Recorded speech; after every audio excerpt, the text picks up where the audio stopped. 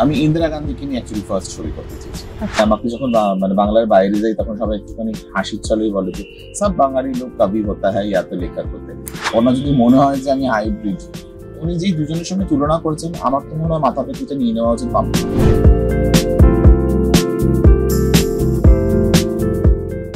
নমস্কার, আমি শুভস্মিতা। হিন্দুস্তান টাইমস বাংলায় আপনাদের সবাইকে স্বাগত। আজ আমার পাশে যে মানুষটি রয়েছেন তার নতুন করে কোনো পরিচয়ের দরকার নেই, তবুও নিয়ম রক্ষার খাতিরে বলি, জাতীয় চলচ্চিত্র পুরস্কার জয়ী পরিচালক রামকমল মুখার্জি রয়েছেন আমাদের সঙ্গে। হিন্দুস্তান টাইমস বাংলায় স্বাগত রামকমল দা। নমস্কার, কেমন আছেন আগে বলুন? ভালোই আছি, মানে এখন তো মানে এবার বম্বে চলে যাওয়ার টাইম, কারণ জাস্ট শেষ হয়ে গেছে বিনোদিনী জুলকার, আর অনেক দিন মিস করছি বাড়ি, কারণ বাড়ি ছেড়ে অনেক দিন আছি। তো এবার I have to go and meet my family, যারা আমার জন্য ওয়েট করছে, আমার স্ত্রী, আমার সন্তান। তো তার মধ্যখানে চলে যাওয়ার আগে কিছু লোকের সঙ্গে আলাপ, কিছু লোকের সঙ্গে কথা, হল ভিজিট করা, দর্শকদের রিয়াকশন নেওয়া, এগুলো। তারপর আবার ফিরে আসা, কারণ আমার পরের ছবি আছে লক্ষ্মীকান্তপুর, সেটার শুটিং আছে মার্চের মাঝামাঝি। তো মার্চের মাঝামাঝি আবার ফিরে আসবো ওই ছবিটা শেষ করতে। এই শহরটা কতটা মানে আপন করলো আপনাকে বলুন? শহরটাতে তো আমি জন্মেছি, তো ন্যাচারালি এটা আমার ভীষণই একটা কাছের শহর। মানে এখানে পড়াশোনা, বড় হওয়া, প্রথম চাকরি, বিয়ে ওই শহরের মেয়ের সাথে। তো অবভিয়াসলি কলকাতাকে তো আমি নিজে থেকে আলাদা করতে পারবো না। তবে মূলত যেহেতু মানে বিগত অলমোস্ট 30 বছর আমি বম্বেতে কাজ করছি, বা আমি সাংবাদিকতায় বলুন, বা লেখক হিসেবেই বলুন, বা চলচ্চিত্রকার হিসেবেই বলুন না কেন, মানে আমার তো কেক থেকে এক দুয়া অব্দি যা যা ছবি, short film, long short film, সেগুলো সবই হিন্দি ভাষায়। বাংলায় প্রথম আমার পূর্ণ দৈর্ঘ্যের প্রথম ছবি বিনোদিনী একটি নজরুল উপাখ্যান। সেটার একটা আলাদা ইমোশন, সেটার একটা আলাদা স্থান থেকেই যাবে আমার হৃদয়ে। আর ডেফিনেটলি বাংলার দর্শক তো মানে খুবই ভালোভাবে নিয়েছেন। আর মানে সিনেমাটা আপনিও দেখেছেন, আপনিও জানেন, মানে আপনার রিয়াকশন আমি জানি যে আপনার কিরকম লেগেছে। কারণ এরকম ভাবে মানে যারা দেখেছেন তাদের সবারই আমার মনে হচ্ছে যে সিনেমাটা অন্য সব যা যা বাংলা সিনেমা এখন হচ্ছে তার থেকে অনেকটাই আলাদা, এবং সেটাই আমাদের মধ্যে প্রচেষ্টা ছিল যে একটু কিছু আলাদা দেওয়া। সেটা হয়তো একটা ভয়টা থেকেই যায় যে সেটা গ্রহণযোগ্য হবে কি হবে না, কারণ একটা মানুষ যে ধরনের ছবি দেখে অভ্যস্ত, তাদের যদি একটা অন্য ধরনের ছবি দেওয়া হয় সেটা কখনো তারা অ্যাকসেপ্ট করতে পারে, কখনো তারা রিজেক্ট করতে পারে। কিন্তু এই ক্ষেত্রে তো দেখছি যে মানুষ, মানে দর্শক, যেটা মেইন ইম্পর্টেন্ট, তারা কিন্তু খুব ভালোভাবে সিনেমাটা নিয়েছে। মানে যা যা আমরা এখনো অব্দি ভিডিও দেখেছি, মানে হল থেকে দর্শকদের বেরোনো, কেউ কাঁদছেন, কেউ প্রচন্ড খুশি, তো এই একটা ওভারঅল একটা ওভারওয়েলমিং রেসপন্স পে কেমন লাগছে? যখন বানিয়েছিলাম আমরা, তখন আমরা ভেবেছিলাম যে একটা টার্গেট অডিয়েন্স, আমরা ভেবেছিলাম যে এইটা টার্গেট অডিয়েন্স, যে যারা বিনোদিনীকে জানে, বা যারা বিনোদিনী সম্বন্ধে ইন্টারেস্টেড, বা যারা বাংলা নাটক প্রেমী, তারা হয়তো মূল দর্শক হবে, বা একটু যারা সিনিয়র তারা হয়তো হবে। কিন্তু সেই ভ্রমটা আমাদের ভেঙে গেল যখন আমরা হল ভিজিট করতে শুরু করলাম, আমি আর রুক্মিণী, নানান হল এবং নানান জায়গা কলকাতার। সেখানে আমরা গিয়ে দেখলাম যে হ্যাঁ, যেটা আমাদের টার্গেট অডিয়েন্স ছিল তারা তো এসেছে, কিন্তু তাদের সাথে সাথে যুবক যুবতীরাও এসেছে, কলেজের যারা যাচ্ছে, ইয়াং যারা, তারা হয়তো তাদের কাকিমাদের সঙ্গে, কেউ জেঠিমাদের সঙ্গে, কেউ বাবার সাথে, কেউ কাকার সাথে, এরকম ভাবে তারা এসেছে। তো আমাদের ওই অডিয়েন্সটা আমরা পুরোটাই পেয়েছি যারা সব রকমের অডিয়েন্স। আর সব রকমের অডিয়েন্সের আন্ডারস্ট্যান্ডিং অফ বিনোদিনী কিন্তু খুব ডিফারেন্ট। আর এটার ক্রেডিট আমি অনেকটা দিতে চাইবো দেবকে, কারণ আমরা যখন প্রথম গল্পটা ভেবেছিলাম, অনেকেই জানে না যে দেব প্রথম ড্রাফটটা শুনে বলেছিল যে খুব সুন্দর, কিন্তু একটা হচ্ছে যে তুমি যদি মানে সিনেমা বানাবে যারা বিনোদিনী দাসকে জানে তারাই দেখতে, আর একটা হয় যে এমন একটা গল্প বলেছে যারা বিনোদিনী দাসকে জানেও না, তারাও যেন দেখে বেরিয়ে গিয়ে ইদার গুগল করবে, নাহলে উইকিপিডিয়ায় পড়বে, বা তার সম্বন্ধে আরো জানতে চাইবে। তো ওই পয়েন্টটা আমার খুব একটা ভালো ইন্টারেস্টিং লেগেছিল, যে মেক ইট ফর এভরিবডি, যে এরকম ভাবে মানে গ্রুপ করে দিও না যে আমি এইটার জন্য এদের জন্যই বানাচ্ছি যারা বিনোদিনী দাসকে জানে, বা গিরিশ ঘোষকে জানে, বা যারা গল্পটা জানে। সেটা তো হয়তো অনেকেই, কারণ কলকাতার মুখে বসে গিরিশ ঘোষকে জানে না, বিনোদিনী দাসকে জানে সেটা কম লোক। কিন্তু আবার এটাও একটা ফ্যাক্ট যে আমাদের মানে ডোন্ট টেক ইট আদারওয়াইজ, কিন্তু আমার মনে হয় সব রাজ্যেই তাই, যেমন ইতিহাস তো স্কুলের পড়ার পর আর পড়ি না, একদম তাই জন্য আমাদের ওই মানে জ্ঞানটা খুব সীমিত। এক লাইনে আমার বিনোদিনী দাসী কে বললে বলে উনি থিয়েটার করতেন, এখানে গল্পটা শেষ হয়েছে। তারপর আর কেউ কিছু বলতে পারছে না। মানে এরকম ভাবে হয়তো বাঘা যতীনের ক্ষেত্রে তাই, বা যে কোনো আমাদের ক্ষুদিরাম বসু বলুন বা বীণা দাস বলুন বা মাতঙ্গিনী হাজরা বলুন, এদের সম্বন্ধে বলতে গেলে মাতঙ্গিনী হাজরা কি স্বাধীনতা সংগ্রামী ছিলেন, বড়জোর জায়গাটার নাম আমরা উল্লেখ করি, তারপরে আর কিছু বলতে পারছি না। তো এই জায়গাটা থেকে আমার মনে হচ্ছে যে কোথাও গিয়ে আমাদের বাংলার হিস্ট্রি, বাংলার মাইথোলজি যেগুলো হারিয়ে যাচ্ছে বা যেগুলোকে আমরা আর সিনেমার পর্দায় দেখতে পাচ্ছি না, সেগুলোকে যদি আবার নিয়ে আসা যায়। যেমন দেখুন না, এই যে ছাবা এত সুন্দর একটা বিজনেস করছে, অলমোস্ট 300 কোটি টাকা ক্রস করে গেছে। সেটা কি করে করলো? একটা শিবাজির ছেলের গল্প। মানে ওরা কিন্তু মহারাষ্ট্রতে কিন্তু যদি দেখেন যে মারাঠি সিনেমা তো করছেই, কিন্তু হিন্দি সিনেমাতেও কিন্তু মহারাষ্ট্রের হিস্ট্রিটাকে তুলে ধরার বারবার চেষ্টা হচ্ছে। বাজিরাও মাস্তানি হোক বা আমাদের তানাজি হোক, এরকম ধরনের গল্প কিন্তু ওরা খুব রেগুলার বেসিসে করছে। ওদের বাজেট টাজেট গুলো সেটা আলাদা ঘটনা, মানে আলাদা একটা টপিক ডিসকাস করা, কিন্তু ওরাও তাদের নিজেদের ইতিহাসকে মানিকান্নিকা যেমন করেছেন কাঙ্গনা রানাওয়াত, ওরকম ভাবে আমাদের কেন বাংলায় কেন হবে না? এইটা একটা আমার আর রুক্মিণীর একটা খুব স্বপ্ন ছিল 5 বছর, যেটা রুক্মিণী সব জায়গায় বলছে যে 5 বছরের একটা স্ট্রাগল, যে আমরা কেন বলতে পারবো না। আর আরেকটা বড় স্ট্রাগল ছিল যে এটা কিন্তু একটা মহিলা কেন্দ্রিক ছবি, আর এইটাতে যে বাজেটটা লাগবে সেটা একটা পুরুষ কেন্দ্রিক ছবির বাজেট, মানে হিরো কেন্দ্রিক ছবির বাজেট। সেইটার জন্যই এতটা টাইম লাগলো। মহিলা কেন্দ্রিক ছবি তো বহু যুগ ধরে হচ্ছে, মানে এমন না যে আমি প্রথম মহিলা কেন্দ্রিক ছবি করলাম। সেটা যদি মানে কেউ বলে থাকে সেটা কত ভুল বোঝাবুঝি হচ্ছে। কারণ মহিলা কেন্দ্রিক ছবি সেভাবে দেখতে গেলে তো সত্যজিৎ রায় করেছেন, ঋত্বিক ঘটক করেছেন, তারও আগে হয়েছে। বাংলা সিনেমার আমার মনে হয় যে বাংলা সিনেমা যখন থেকে হচ্ছে তখন থেকেই তো আমাদের মানে শরৎবাবুর গল্পগুলি তো মহিলা কেন্দ্রিক ছিল। শরৎচন্দ্র চট্টোপাধ্যায়, সেটা বর্দি বলুন, মেজদি বলুন, মানে কানন্দেবীও করেছেন এই ধরনের ছবি, বিন্দুর ছেলে, এগুলো তো মহিলা কেন্দ্রিক ছবি। সাহিত্য নির্ভর মহিলা কেন্দ্রিক ছবি হতো তখন। তারপরে তো সত্যজিৎ রায় এসে তার মতন করে চারুলতা করলেন, মহানগর করলেন, ঋত্বিক বাবু মেঘে ডাকা তারা, কোমল গান্ধার ইত্যাদি ইত্যাদি ইত্যাদি। তো সেইগুলো তো হয়েছে, কিন্তু একটা যেই মুহূর্তে আমরা বলি যে এতটা টাকা লাগবে, তখনই প্রডিউসাররা তাহলে ছবিটার রিকভারি কে হবে, তাহলে ছবিটার হিরো কে, এটা জিজ্ঞেস করা হয় না ছবিটা হিরোইন কে কখনো। সেইটা আমরা চেঞ্জ করতে চেয়েছি। এবং আমি কিন্তু মানে কখনো কোথাও কি কম্প্রোমাইজ করে যে গিরিশ ও বিনোদিনী বা রাঙাবাবু ও বিনোদিনী করে দিই, তাহলে আমার দুটো মেল ইগো স্যাটিসফাই হয়ে গেল, একটা হিরো পেয়ে গেলাম, হিরোইনও পেয়ে গেলাম, ছবিটা হয়ে গেল। বিনোদিনী যখন বানাবো তখন বিনোদিনী বানাবো। আমি যদি নিজের জিনিসটাকে যদি নিজের মনের কাছে যদি নিজের সততাটা না থাকে, তাহলে সিনেমাটা সততা দিয়ে বানাবো। সেটা একটা এইভাবে জিনিসটা হয়েছে আর কি। অনেকে বলছেন যে মানে গিরিশ ঘোষের চরিত্রটা আপনার এই সিনেমাটায় মানে একটু ডাল শেডে দেখানো হয়েছে। মানে অনেকে, মানে আমি এটা বলতে পারি যে ভালো প্রশ্ন করেছেন আপনি, কারণ গিরিশ ঘোষের স্টার থিয়েটার তখন বেরোচ্ছি যখন, তখন নামটা আমি আমার ভুলে যাচ্ছি, সো সরি।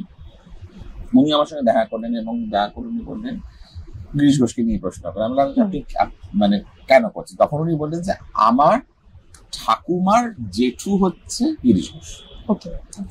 এইটা আমার কাছে বিশাল বড় প্রাপ্তি। আমি তো জানিও না যে গিরিশ ঘোষের পরিবারের কেউ। তখন আমি ওনাকে বললাম যে আপনি আপনার জায়গায় ঠিক, আপনার প্রশ্নটা আপনার জায়গায় ঠিক। কারণ আমরা যখন সিনেমা করি না, আমাদের একটা পয়েন্ট অফ ভিউ নিতে হয়। আমরা যদি পয়েন্ট অফ ভিউটাকে গন্ডগোল করে দিই, তাহলে সিনেমাটা খেয়েই হারিয়ে যায়। তো সেই জন্যে যখন আমি বিনোদিনীর পার্সপেক্টিভ থেকে ছবিটা বলছি, তাহলে আমাকে বিনোদিনীর পার্সপেক্টিভ থেকে ছবিটা বলতে হয়। সেক্ষেত্রে কিন্তু বিনোদিনীর সঙ্গে যারা অন্যায় করেছে, জ্ঞানত বা অজ্ঞানত, তারা কোথাও গিয়ে গ্রে ক্যারেক্টার হয়ে যাবে। এইটা নিয়ে যখন আমি ন্যারেট করি কৌশিকদার বাড়িতে, কৌশিকদার পুরো স্ক্রিন প্লেটা শুনে একটা সিগারেট ধরায়, নিয়ে পাইচারি করে বলে যে ফার্স্ট জিনিসটা যেটা কৌশিকদা বলেন আমার এখনো মনে আছে, যে চোখের বালির পর এত সুন্দর একটা চিত্রনাট্য শুনলাম, এটা আমার এখনো মনে আছে। কৌশিকদা নিজে আমাকে বলেছে। তারপরে উনি আমাকে বললেন যে রামকমল, তোমার গিরিশ ঘোষকে নিয়ে লোকে কিন্তু কথা বলবে, কারণ এই গিরিশ ঘোষকে কেউ দেখেনি। একদম।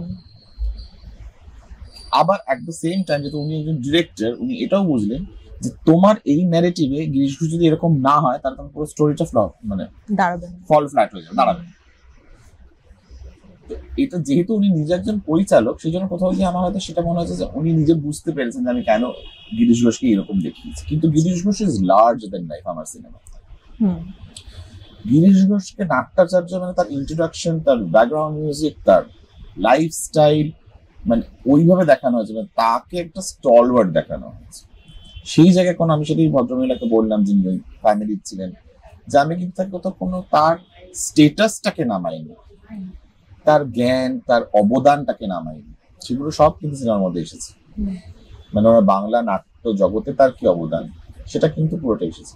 কিন্তু যেহেতু এটা বিনোদিনী, তাই জন্য বিনোদিনীর পয়েন্ট অফ ভিউ থেকে এটা অবভিয়াসলি, মানে আমি যদি কর্ণকন্তি সংবাদ করি তাহলে পঞ্চপাণ্ডব তো ভিলেন, সেক্ষেত্রে যদি বলা তাহলে কেন পঞ্চপাণ্ডবকে এরকম ভাবে দেখানো, পার্সপেক্টিভটা যেটা বেছে নেবে সেটাই তো হবে। সেটাই একদম। আমার মানে আমাদের তো সেই অর্থে নটি বিনোদিনীর জীবন কেন্দ্রিক যে আমরা খুব বেশি তথ্য পাই সেটা তো নয়। তো আমার কথা ছাড়া তো কিছু, মানে ওনার নিজের আত্মজীবনী ছাড়া আমার কথা, সেটা ছাড়া তো খুব একটা বেশি কিছু পাওয়া যায় না। তো সেখানে আপনার এই মানে গোটা চিত্রনাট্যটা যেটা তৈরি করলেন, সেই রিসার্চের জায়গাটা কি ছিল, মানে কোথা থেকে তথ্যগুলো পেলেন? প্রথমই কাজটা শুরু করা হয়, মানে শুরু করে অভ্র চক্রবর্তী, আর ও মূলত কাহিনীটা অভ্র চক্রবর্তী লিখেন। সেই কাহিনীর উপরে কাজ করেন প্রিয়াঙ্কা পোদ্দার। এবং আমরা যে গল্পটা তখন দেবের কাছে নিজেই বললাম, দেব বলছে এটা এরকম না এরকম করে করো। তার পরবর্তীকালে প্রিয়াঙ্কা চিত্রনাট্যটাকে করে। আর ভাস্কর দা আমাদের যিনি থিয়েটারে বা ভাস্কর সেনগুপ্ত, উনি থিয়েটারের পুরো রিসার্চ এটা কনস্ট্যান্টলি আমাদের প্রোভাইড করে, সাল, জায়গা, তারিখ, কোন নাটকটা আগে, কোনটা পরে, কোনটার কি ইত্যাদিতে। এটা করার পরে যেটা হলো সেটা হচ্ছে যে প্রিয়াঙ্কা এবং অব্র এবং ভাস্করদার হিউজ কন্ট্রিবিউশনটা করে যখন আমরা সিনেমা ফ্লোরে গেলাম বা যখন হিট করতে যাচ্ছি, তখন আমরা রিয়েলাইজ করলাম যে অনেক কিছু আছে যেটা সিনেমার ক্ষেত্রে আমাদের পরিবর্তন করতে হবে। প্রথমত লেন্থ বাড়ছিল ছবি, কারণ 7 থেকে 70 বিনোদিনী দেখানো হয়েছে। প্রথমবার বোধহয় বিনোদিনীকে রিটায়ারমেন্টের পরের লাইফটাও দেখানো হয়েছে। জেনারেলি সবাই বলে যে চৈতন্য নীলার পর রিটায়ারমেন্ট, সিনেমা শেষ বা নাটক শেষ বা যা যা হয় সেগুলো ওখানে শেষ হয়ে যায় গল্পটা, কিন্তু বিনোদিনী তো বেঁচে ছিলেন অনেক বছর, সেইটাও প্রথমবার দেখানো হচ্ছে। তো এই লেন্থের একটা ব্যাপার ছিল, প্রেজেন্টেশনের একটা ব্যাপার ছিল, সেইগুলোর জন্য আমরা পরবর্তীকালে আমি আর যে মানে সিনেমাতে যেটা আছে যে অতিরিক্ত সংলাপ এবং চিত্রনাট্য, যেটা আমি আর আমার অ্যাসিস্ট্যান্ট পাবন আগরওয়াল আমরা দুজন মিলে ওটার উপর ওয়ার্ক করি। কারণ আমাদের মনে হয় যে আমাদের কিছু জিনিস কনসাইজ করতে হবে, কিছু জিনিসটাকে অন্যরকম ভাবে দেখাতে হবে, তো অনেকটা সেটার উপর ওয়ার্ক করা হয়। তো সেই জন্য আমাদের পুরো টিম, তাহলে বলতে গেলে মানে অব্র, ভাস্কর দা, প্রিয়াঙ্কা, আমি, পাওয়ান, আমরা সবাই মিলে এটা করেছি। আচ্ছা, উনি তো নিজেও একজন বারবনিতার মেয়ে ছিলেন এবং আমরা দেখলাম রিসেন্টলি যে যারা সেক্স ওয়ার্কার তাদেরকে নিয়ে একটা স্পেশাল স্ক্রিনিং হলো, তো তাদের থেকে কিরকম রেসপন্স পেলেন? খুব ভালো। আমার সাথে একজন শরীর খারাপ ছিল, আমার আসতে দেরি হয়েছিল, মানে আমার মানে জ্বরও ছিল আর পায়েও খুব ব্যথা ছিল। রুক্মিণীর পুরো প্রচেষ্টা, এটা আমি মনে হয় রুক্মিণী পুরো জিনিসটা পরিকল্পনা করে স্টার থিয়েটারে যে বিনোদিনী থিয়েটারে যে জিনিসটা করা, তাদের জন্য অর্গানাইজ করা, সেটা কিন্তু পুরোপুরি রুক্মিণীর মস্তিষ্ক প্রসূত, এবং সেটাতে আমার পুরোপুরি সম্পূর্ণ সহযোগিতা এবং সমর্থন ছিল। আমি যখন পৌঁছলাম তখন তাদের সঙ্গে কথা বললাম এবং তারা সবার কিন্তু চোখে জল, মানে তারা যে সমাজের একটি মানে কি বলবো অভিন্ন অঙ্গ বলা যেতে পারে, তাদেরও মনে হয়েছে কোথাও গিয়ে যে হ্যাঁ মানে তাদের সেই যথাযথ সম্মানটা সিনেমা দিয়েছে। সিনেমাতে কিন্তু তাদের কখনো ছোট করে দেখানো হয়নি, তাদের কখনো খারাপ বলা হয়নি বা তাদের ঘৃণার চোখে দেখা হয়নি। যদিও বিনোদিনী দাসী নিজে কোনোদিনও সেই পেশায় ছিলেন না, সেটা একটা কিন্তু অনেকে ভাবছেন যে তিনি, সবসময় তার জন্য ডায়লগে বলা হচ্ছে বেশ্যা পল্লীর মেয়ে, এই মানে পল্লী মানে এই, ওকে কিন্তু বেশ্যা বলা হচ্ছে না কখনো। কিন্তু ওই যে যেমন বারবার দাসুরের সাথে দাগটা তো থেকেই যায়, ছাপটা তো থেকেই যায়, এটা যে সমাজ বলে আর কি, এখনো কিছু পাল্টায়নি। সেই জায়গা থেকে আমার মনে হয় যে তাদের খুবই ভালো লেগেছে এবং তারা খুবই মন থেকে তারা সিনেমাটাকে মেনে নিয়েছেন। যেমন আপনি সেদিন বললেন যে প্রচুর দর্শকদের চোখে জল, প্রচুর দর্শকদের আবেগপ্রবণ হয়ে পড়ছে, তারাও একটু বেশি আবেগপ্রবণ হয়ে গেছে। আপনার এই পরিচালনার দিকটা তো মোটামুটি এখন সবাই জেনে গেছে, এবার একটুখানি অজানা রামকমল মুখোপাধ্যায়ের দিকে তাকানো যাক। আপনি তো নিজেও একজন সাংবাদিক ছিলেন, তো ইতিহাস থেকে মানে ইতিহাসের ছাত্র হয়ে এই সাংবাদিকতায় আসার সফরটা যদি একটু বলেন। আমি নিজে ইতিহাসে স্নাতকতা করেছি মৌলানা আজাদ থেকে। মৌলানা আজাদের 100 বছর হচ্ছে বাই দ্য ওয়ে। আমাকে জাস্ট ওখান থেকে ওরা ফোন করেছিল যে 100 ইয়ার্স অফ মৌলানা আজাদ কলেজে, আপনি কি আসতে পারবেন কিনা, কিন্তু আমি আসতে পারিনি, তখন আমি বাইরে ছিলাম। এই আই থিঙ্ক ইদার হয়েছে বা হবে এরকম একটা কিছু। সো আমি সেই কলেজেরই ছাত্র, হিস্ট্রিতে পড়াশোনা করি। আর সেই হিস্ট্রিটা তাই জন্য কোথাও গিয়ে আমার ছোটবেলা থেকে হিস্ট্রি ভালো লাগতো, কারণ এখন প্রশ্ন করলে আমার মনে হয় যে কোথাও আমরা সবাই যেহেতু ঠাকুমা দাদুদের সঙ্গে সব বাঙালি বাড়িতে আমার মনে হয় এটা আছে যে গল্প শুনতাম, যাদের ঠাকুমা দাদুর কালচারটা আছে এখনো তারা বুঝতে পারবে এটা। কারণ আমি তো 51 পরিবারে বড় হয়েছি, ঠাকুমা দাদু জেঠু জেঠিমা জ্যাঠতো দিদি জ্যাঠতো দাদা নিজের দাদা পিসির ছেলে মেয়েরা সবাই, মানে ক্লোজ নিট ফ্যামিলি। তো এই আফটারনুন দুপুরবেলা কিছু করা থাকতো না যখন, তখন তো টেলিভিশনও সন্ধ্যেবেলা শুরু হতো। তো আমরা সেই সময়কার, তো সেইখানটায় গিয়ে বাচ্চা বাচ্চা সব আমরা, কিন্তু ঠাকুমা তখন ডেকে নিয়ে বলতো, এক একদিন এক একটা গল্প বলতো।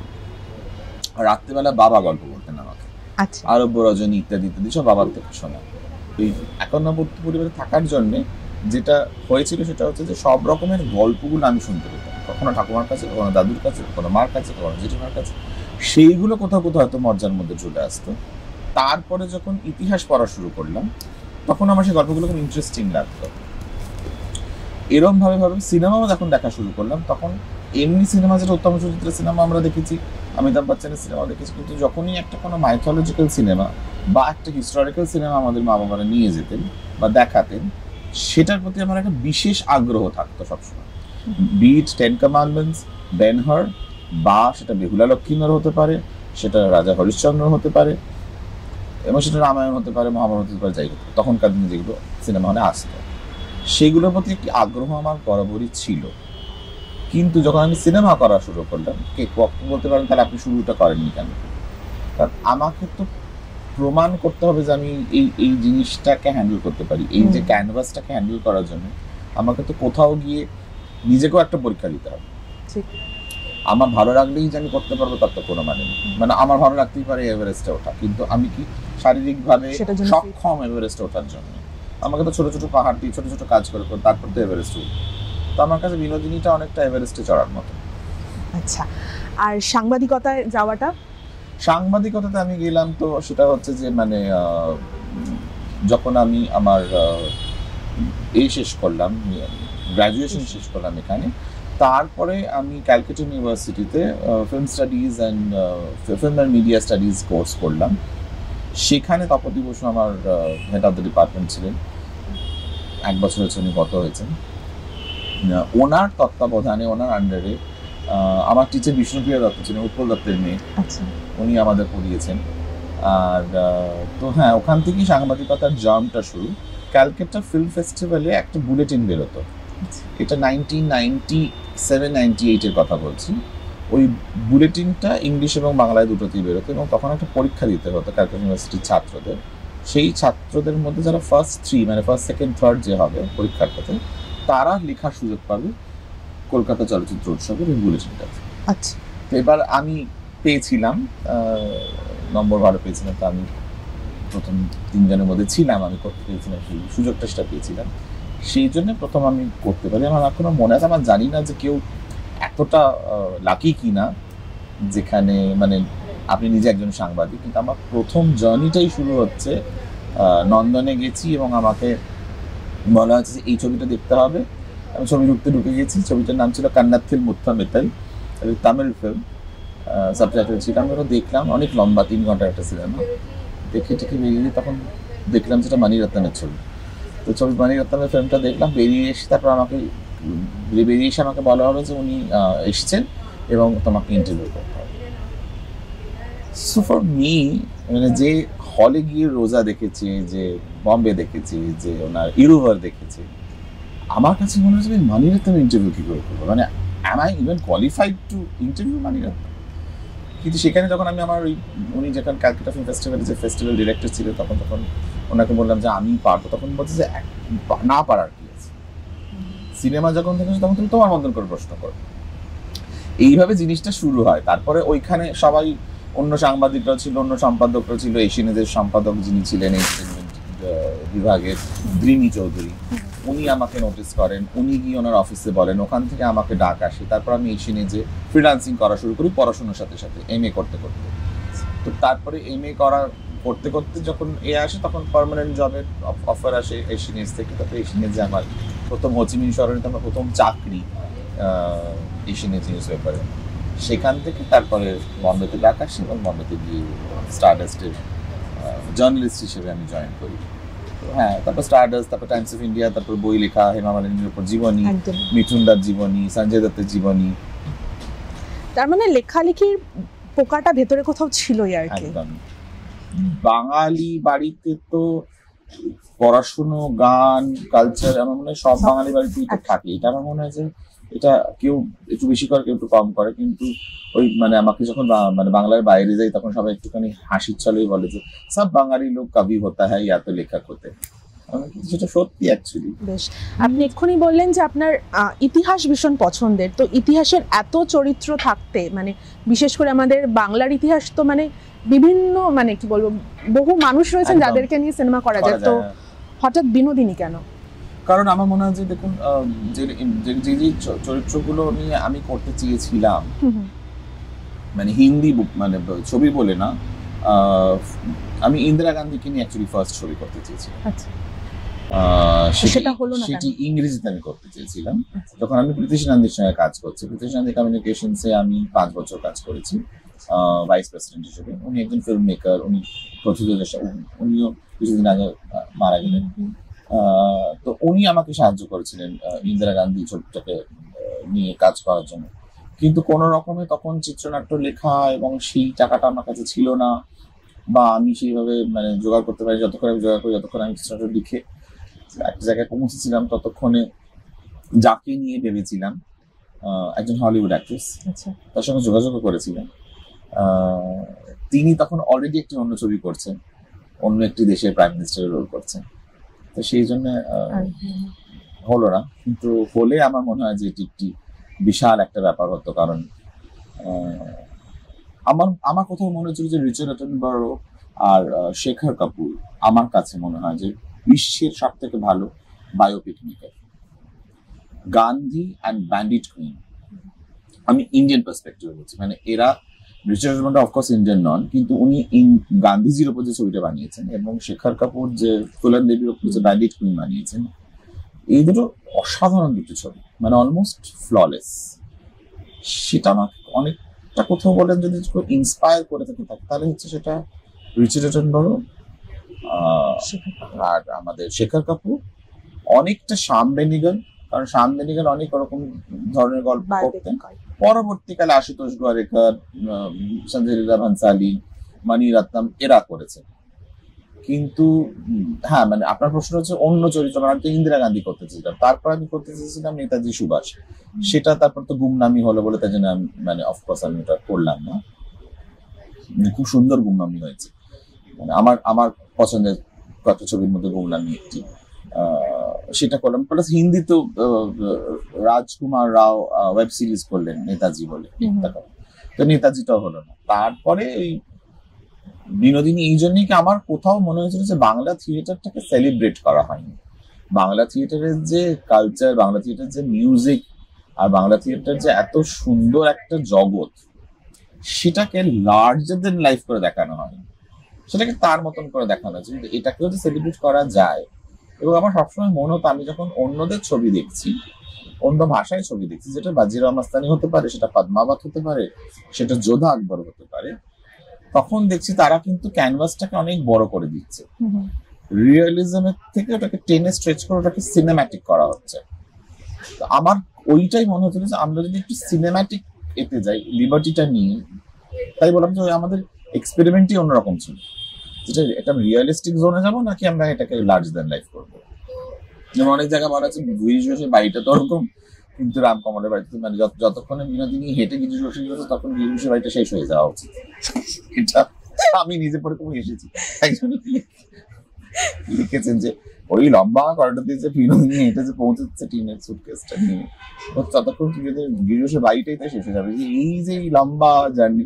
কিন্তু আমি একটু দেখাতে চেয়েছি ওইভাবে, মানে আমি আর মানে এখন ওটিটি এসে যাওয়াতে যেটা হয়েছে যে মানুষ যদি এরকম সিনেমা না পায় তো মানে সে কেন যাবে আর কি সিনেমা দেখতে? এক্স্যাক্টলি, সিনেমাটা সিনেম্যাটিক না হলে কেন যাবে? আর সিনেমাটার মধ্যে এই আমি যে ছাওয়া দেখলাম, এটা ভিজুয়াল ডিলাইট। আমি 2 ঘন্টা 15 মিনিট একটা সাংঘাতিক রকম একটা ভিজুয়াল ডিলাইট দেখলাম, যেটা মানে বলে না পয়সা বসুল।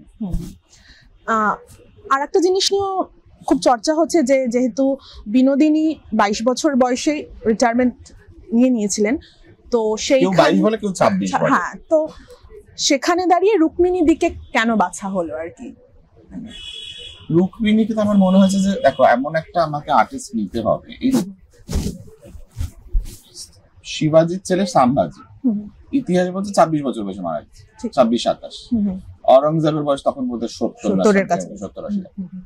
তো ভিকি কৌশলের বয়স কি 27 বছর বয়স। যে পারবে করতে, এবং স্ক্রিনে যাকে মনে হবে, কারণ তাকে তো পুরো 17 থেকে, মানে ও যখন শুরু করছে তখন 16-17 বছর বয়স, মানে চাইল্ডটা ছেড়ে দিয়েছি, পুটিরটা ছেড়ে দিয়েছি। পুটিটাকে দেখিয়েছি, ও তো অনেক অল্প বয়সে শুরু করেছে বিনোদিনী মঞ্চে, 12 বছর। হ্যাঁ, সেইটা থেকে 70 বছর অব্দি যে আমি নিয়ে যাবো, তো আমাকে তো এমন একজনকে নিতে হবে যে দুটো ব্যালেন্স করতে পারবে।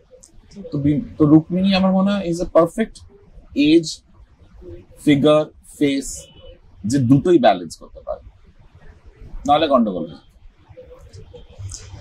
আপনি এক্ষুনি গুমনামির কথা বললেন, তো সেই প্রসঙ্গ টেনেই বলছি। সম্প্রতি সৃজিত দা একটি পোস্ট করেছেন যেখানটাতে রুক্মিণী দিদি বলা একটি কথাকে উনি মানে আর কি সেটা নিয়ে কথা বলেছেন, এবং সেখানটাতে আপনাকে হাইব্রিড বলেছেন। যদিও নাম করেননি, কিন্তু লেখা দেখে বোঝা গেছে, মানে ভালো করে বলতে গেলে আর কি। সেটা ওনার, উনি একজন প্রথিতযশা পরিচালক, এবং আমি যতটুকু জানি যে উনি আমাকে ভালোবাসেন, কিন্তু কেন বলেছেন, কি পরিপ্রেক্ষিতে বলেছেন জানি না। তবে ওনার যদি মনে হয় যে আমি হাইব্রিড, মানে সেই দিক থেকে যদি আমি জানি কোন কমেন্টটা কথা বলা হচ্ছে, কারণ আমাকে কালকে আমি দেখেছি। আমার মনে হয় যে উনি যেই দুজনের সঙ্গে তুলনা করেছেন, আমার তো মনে হয় মাথা পেতে নিয়ে নেওয়া উচিত কমপ্লিমেন্ট হিসেবে। কারণ ঋতুপর্ণ ঘোষ আর Sanjay, Rituparno Ghosh was the last great film maker from Bengal. উনি সব থেকে, মানে উনি বাংলা সিনেমাকে অ্যাকচুয়ালি আবার নতুন করে জাতীয় স্তরে নিয়ে যেতে পেরেছিলেন কন্টেন্টের উপরে দাঁড়িয়ে। এবং এমন কোনো অভিনেত্রী ছিল না সারা ভারতবর্ষে যে ঋতুদের সঙ্গে কাজ করতে চাইতেন না। তো সেটা তো একটা বিশাল বড় প্রাপ্তি। তার সাথে ভান্সালী, আজকে তো ভান্সালীর জন্মদিনও, so happy birthday sir. So হ্যাঁ, আজকে ভান্সালী আর ঋতুপর্ণ ঘোষের সঙ্গে কম্পেয়ার করে যদি সেইটার হাইব্রিড যদি আমি হই, তার মানে তো কোথাও গিয়ে মিডিয়া হয়তো ভাবছে যে আমাকে খারাপ বলছে। আমি এটাকে উল্টো ভাবে যদি দেখি, যে আমি ভাবছি হয়তো সৃজিত দা হয়তো আমাকে ভালোই বলছে, কারণ ঋতুপর্ণ আর ভান্সালীর সঙ্গে তো কম্পেয়ার করছে, একদমই। তো সেই জায়গাটা থেকে দাঁড়িয়ে হয়তো তাই বলছে। মেবি আমি ধরে নেবো যে পজিটিভ বলছে, কিন্তু যদি কিছু নেগেটিভ বলে থেকে থাকে বা যদি কিছু খারাপ বলে থেকে থাকে, সেটা কেন বলেছে সেটা আমি জানি না। সেটা যখন সম্মুখীন হব কোনো দিন, নিশ্চয়ই জিজ্ঞেস করবো যে কেন এত রাগ। অ্যাকচুয়ালি রুক্মিণী দি এই সিনেমাটা যখন বেরোয়, তখন কোথাও একটা ইন্টারভিউতে বলেছিলেন যে রাজদার একটা কোট তুলে যে ঋতুপর্ণদার হাতে ওর পড়া উচিত ছিল। তো সেখান থেকেই মানে উনি প্রথম কম্পারিজনটা করেছিলেন যে ঋতুপর্ণ ঘোষ এবং ভুল হচ্ছে। রুক্মিণী কখনো বলেনি যে ঋতুপর্ণ ঘোষ বা মানে আমি ঋতুপর্ণ ঘোষ বা আমি ভান্সালী সমতুল্য, এটা কেউ বলতেই পারে না। মানে এটা বলাটা দৃষ্টতা বা এটা বলাটা হচ্ছে অজ্ঞানতা। আমার মনে হয় যে বলেছে যে যেটা বলতে চেয়েছে সেটা হয়তো কোথাও গিয়ে হয়তো মিসকমিউনিকেশন হয়ে গেছে। যে যেটা দেব খুব সুন্দর করে আমার মনে হয় ট্রেলার লঞ্চে বলেছে যে ও রামের মধ্যে ঋতুপর্ণ ঘোষের এস্থেটিক্সটা আছে আর ভান্সালীর কমার্শিয়াল আন্ডারস্ট্যান্ডিংটা আছে। সেটা একজন প্রযোজক হিসেবে তার মনে হচ্ছে, তিনি তো লগ্নি করেছেন ছবিটায়, তার মনে হচ্ছে যে কোথাও গিয়ে এই দুটো কোয়ালিটি আছে। একবারও বলা হচ্ছে না যে রামকমল নেক্সট ঋতুপর্ণ ঘোষ বা ও নেক্সট ভান্সালী, এটা কখনো আমি হতেও চাই না। আমি চাইবো যে আমার ছবিটা রামকমল মুখার্জির ছবি হিসেবেই যেন তার একটা ছাপ থাকে, এবং সেটা বোধহয় রাখার চেষ্টা করেছে। তোমরা দেখেছো, তোমরা বলতে পারবে যে এটা একটা এই পরের ছবিটা বা তারপরের ছবিটা দেখলে তোমরা বুঝতে পারবে যে এটা এনার এরম ধারার ছবি নি করেন। প্রথম ছবিতে তো আমি ধারাটা এস্টাবলিশ করতে পারবো না, আমার 3টে ছবি হলে তো একটা ধারা এস্টাবলিশ হবে। তো সেই জায়গাটা যারা আমার ছবি আগে দেখেছে, কেক ওয়াক, সিজনস গ্রিটিং, এক দুয়াই, তারা বুঝতে পারবে যে আমার ধারাটা কি। তো আমি আমার নিজের ধারা এস্টাবলিশ করার চেষ্টা করবো। আর আমরা তো সবাই অনুপ্রেরিত হই কিছু না কিছু। আমার তো মনে হয় সৃজিত মুখার্জি নিজেও তো নিশ্চয়ই অনুপ্রেরিত কোনো না কোনো ডিরেক্টরের দ্বারা। সত্যজিৎ রায় নিজেই যদি ভিক্টোরিয়া ডিসিকাস বাইসাইকেল 3 দ্বারা অনুপ্রেরিত হতে পারেন। ঋতুপর্ণ ঘোষ বারবার বলে গেছেন যে আমি সত্যজিৎ রায় ছবি দ্বারা অনুপ্রেরিত। আমি তাহলে কেন ঋতুপর্ণ ঘোষের ছবি দ্বারা অনুপ্রেরিত হতে পারবো না, বা ভান্সালী ছবি দ্বারা অনুপ্রেরিত হতে পারবো না, বা আশুতোষ গোয়ারিকারের ছবি দ্বারা অনুপ্রেরিত হতে পারবো? এটা তো দোষের নয়। সেটার জন্য যদি বলা হয় যে আমি হাইব্রিড, তাহলে আমি হাইব্রিড। বেশ, আপনার যেটা এর পরের ছবি লক্ষ্মীকান্তপুর লোকাল, তো সেটার বিষয়বস্তু কি? ওটা একেবারেই কমপ্লিটলি ডিফারেন্ট, মানে কোনো মানে এখনকার গল্প, আজকের গল্প। ওটা এঞ্জেল ক্রিয়েশনস বলে একটা নতুন প্রোডাকশন হাউস, সঙ্গীতা সিনহা উনি প্রযোজিকা, এবং উনি একটি গুরুত্বপূর্ণ চরিত্রে অভিনয় করছেন ছবিতে। তার সাথে সাথে আমার মানে এটা একটা ভীষণ বড় একটা এনসেম্বল কাস্ট। কৌশিক গঙ্গোপাধ্যায়, ঋতুপর্ণা সেনগুপ্ত, পাওলি দাম, ইন্দ্রনীল সেনগুপ্ত, সঙ্গীতা, চান্দ্রী ঘোষ, রাজনন্দিনী, জন, এবং আরো বহু অভিনেতা, দেবাশিস ইত্যাদি ইত্যাদি সবাই আছে। তো এটা একটা বড়, আবার মানে বড় কাস্টিং, এনসেম্বল কাস্টিং। গল্পটা এখনই বলতে চাই না কি, কিন্তু এটা কন্টেম্পোরারি কলকাতা, এখনকার কলকাতার গল্প, এখনকার মানুষের গল্প, 3টে শ্রেণী মানুষের গল্প, নিম্ন মধ্যবিত্ত, উচ্চ মধ্যবিত্ত এবং খুব বড়। আচ্ছা, তাদের গল্পটা আমরা দেখতে পাবো 3জন কাজের লোকের দৃষ্টিভঙ্গি। ওকে, তাই জন্য লক্ষ্মীকান্তপুর লোকাল নামটা হচ্ছে, লক্ষ্মীকান্তপুর থেকে তারা আসছে ট্রেনে করে কলকাতায় কাজ করতে, এবং এসে তারা 3টে বাড়িতে চলে গেছে, 3টে বাড়ি তারা কি দেখতে পাচ্ছে সেটা নিয়ে গল্প। বেশ, আর 2 বছর আগে আপনি দ্রৌপদীও ঘোষণা করেছিলেন, হ্যাঁ, তো সেইটার কি আপডেট? দ্রৌপদী নিয়ে আমরা প্রচুর কাজ করেছি, বম্বেতে প্রি প্রোডাকশন খুব মানে সাফল্যভাবে হয়েছে। এখন আমাদের চিত্রনাট্যটাও লক হয়ে গেছে, কিন্তু এইটাই বললাম যে বিনোদিনীর পরে, যে বিনোদিনীটা যে আমাদের এক্সপেরিমেন্ট ছিল, যে এই ধরনের ছবি বা এই ধরনের ছবির রিকভারি, এই ধরনের ছবিতে লগ্নি করাটা কতটা ঠিক, কতটা সাপোর্ট পাবো। দর্শকের সাপোর্ট পেয়েছি, কিন্তু ওভারঅল আমি এখন জানি না যে দ্রৌপদীর ভবিষ্যৎটা কি। সত্যি কথা বলছি, কেন এরকম মনে হচ্ছে? ভবিষ্যৎ এই জন্য আমার মনে হচ্ছে দ্রৌপদী হচ্ছে আরো বড় বাজেটের ছবি বিনোদিনীর থেকে। এবার সেইটা লগ্নি এবং সেইটা রিকভারি, আজকে যদি দর্শক যদি এই ছবিটাকে যদি কমার্শিয়ালি আরো বেশি সাকসেসফুল হতো, যেটা আমার মনে হয় যে কোথাও গিয়ে হয়তো, হ্যাঁ, আমরা হয়তো যে ইনভেস্টমেন্টটা করেছি সেটা হয়তো রিকভার করে ছবিটা ইভেন্চুয়ালি হিট হবে, কিন্তু দ্রৌপদীর মতো ছবি করতে গেলে তো আরো বড় রিস্ক। সেখানে তো সেই রিস্কটা কে নেবে? সেখানে কি তাহলে প্রযোজকরা সেই রিস্কটা নিয়ে ছবিটা বানাবে নাকি বানাবে না? যেটা আমার করার কথা, আমার হাতে যেটা আছে সেটা কিন্তু আমি করে দিয়েছি। আমার রিসার্চ করা, আমার প্রি প্রোডাকশন করা, আমার স্ক্রিপ্ট লক করা, সেগুলো করে আমি অপেক্ষায় আছি।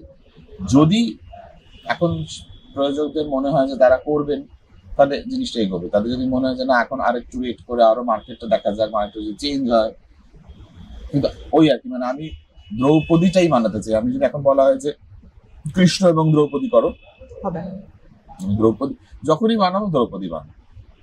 বেশ, দ্রৌপদী যেহেতু এমন একটা ক্যারেক্টার যেটা মানে প্যান ইন্ডিয়া বলা যায় আর কি, তো সেটা বাংলার বদলে যদি হিন্দিতে করেন, আমার মানে আপনার কি মনে হয়? হ্যাঁ, সেটা অনেকেই বলছে, কারণ আমার ভাষাগত দিক থেকে দেখতে গেলে দ্রৌপদীকে তো অনেক ভাষায় করা যায়, আর হিন্দিতেও করা যায়। মানে যেহেতু বলিউডে লগ্নি বেশি হয়, মানে আমি সেইটার কথা ভেবে বলছি, মানে এক্স্যাক্টলি। তো সেই ডিসকাশনটা আমরা এখনো পৌঁছাইনি। তবে যখন মনে হবে যে এখানে রোড ব্লক হয়ে গেলে বাংলায় করা যাবে না, তখন হয়তো আমি এক্সপ্লোর করার জন্য হয়তো অন্য ভাষাটা এক্সপ্লোর করতে পারি। দ্রৌপদী হিসেবে কাকে ভাবছেন? আমি বাংলায় তো অলরেডি অ্যানাউন্স করেছি রুক্মিণী আমার দ্রৌপদী, আপাতত রুক্মিণী আমার দ্রৌপদী। বেশ, লক্ষ্মীকান্তপুরে যতটা বললেন, মানে সেটা শুনে মনে হচ্ছে ওটাও খানিকটা নারী কেন্দ্রিক, দ্রৌপদীও তাই মানে যখন হবে, এবং বিনোদিনী তো বটেই, তো তিনটেই নারী কেন্দ্রিক ছবি এবং সামনে নারী দিবস আসছে। তো রামকমল মুখার্জির সিনেমা মানে কি নারী কেন্দ্রিক ছবির একটা ধারা বলা যেতে পারে? হ্যাঁ হ্যাঁ, মানে কারণ আমি তো সেই ধরনের ছবি করে এসেছি, ডিনাই করতে পারবো না। তবে আমার মনে হয় যে আমি নারী পুরুষকে আলাদাভাবে দেখি না। আমার মনে হয় যে এটা একটি হিউম্যান স্টোরি। এই যে নারী কেন্দ্রিক পুরুষ কেন্দ্রিক ছবি করেই আমরা কোথাও গিয়ে হয়তো নারীদের আলাদা করে দিয়েছি বলে তাদের সোশ্যাল অবস্থানটা নিয়ে একটা সমস্যা হচ্ছে, যে এইটা হয় না, ওইটা হয় না, এটা করা যাবে না, ওটা করা যাবে না। যেমন সমাজেও অনেক কিছু জিনিস আছে যে ছেলেরা করে মেয়েরা করে না, বা মেয়েরা করে ছেলেরা করে না, সিনেমা ক্ষেত্রে সেটা হয়ে যাচ্ছে। এটা কেন? কারণ আমার মনে হয় ভারতবর্ষ ছাড়া অন্যান্য কোথাও, মানে হলিউড বা অন্যান্য ভাষার ছবি, এই বৈষম্যটা কিন্তু নেই।